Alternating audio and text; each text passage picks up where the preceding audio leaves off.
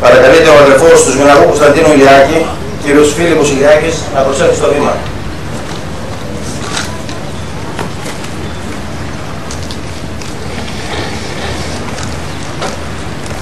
Ευχαριστώ την ελληνική αεροπορία, τους Δήμους Καρπάθων και Χανίων για τη σημερινή σεμνή τελετή, τους θεσμικούς εκπροσώπους της πολιτείας, των ενόπλων δυνάμεων της Εκκλησίας, τοπικής και περιφερειακής αυτοδιοίκησης και εσάς τους απλούς πολίτες.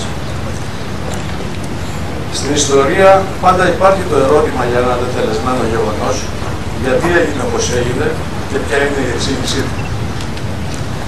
Αυτό που τιμούμε σήμερα είναι πολύ πρόσφατο. Εκτός του Σμιναγού, όσοι είχαν θεσμικό ρόλο στην πολιτική εξουσία και τις ένοπλες δυνάμεις βρίσκονται στη ζωή. Η ερώτηση είναι πώς και γιατί φτάσαμε σε αυτή την ελληνική τραγωδία. Δεν ήταν ένα τυχαίο περιστατικό. Ήταν η καλά σχεδιασμένη ολοκλήρωση της ασυνήθιστα βίαιης έντασης στο Αιγαίο εκείνη την περίοδο από την τουρκική ηγεσία και η όδησή της στο κόκκινο τέτοια ώρα 5 χρόνια πριν. Τα μηνύματα από την επιμονή και τον τρόπο που επιχειρούσαν ήταν σαφή για το τι επεδίωκαν. Η σιωπή επιτρέπει κάθε λογής παρερμηνίες και εκδοχές.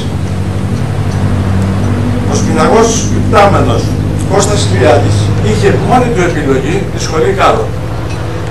Σύμφωνα με τον υπηρεσιακό του φάκελο, αυτολεξή, ήταν εκπαιδευτής πτήσεων στα F-16, εκπαιδευτής του Σχολείου Όπλων Τακτικής, του γνωστού ΣΟΑΤ, απόφοιτος του προγράμματος τακτικής ηγεσίας και λόγω της υψηλής εκπαίδευσης που είχε λάβει, διακρινόταν σε όλα τα είδη αποστολών. Ήταν ιδιαίτερα έμπειρος και χαρακτηριζόταν από επαγγελματισμό, μεθοδικότητα, υψηλή επιχειρησιακή κατάρτιση και ποτέ δεν υπέπεσε σε παράβαση κανονισμών ασφαλείας πτήσεων. Αυτά σε συνδυασμό με το ταλέντο και την ευσυνειδησία του τον καθιστούν έναν από τους πιο ικανούς επαγγελματίες στον χώρο.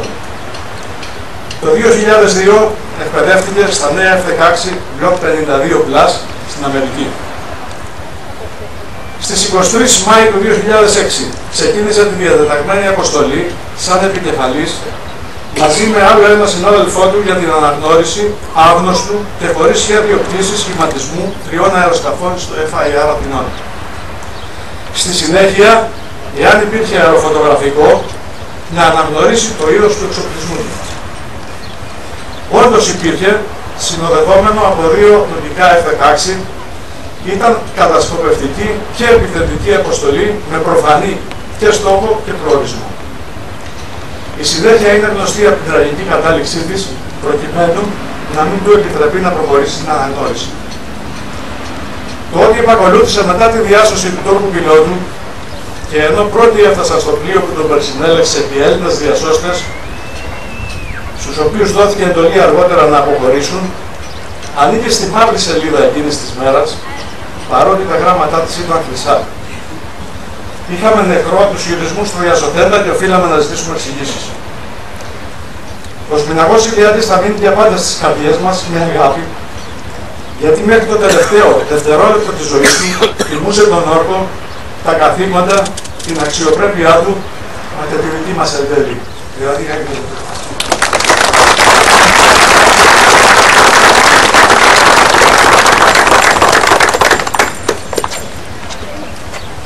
Κατάθεση Στεφάνων.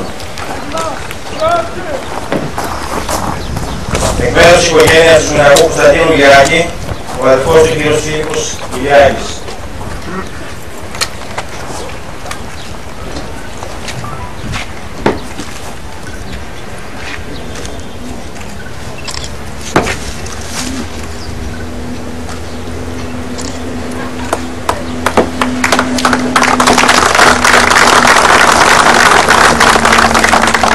Ο Δήμαρχος Χανίων,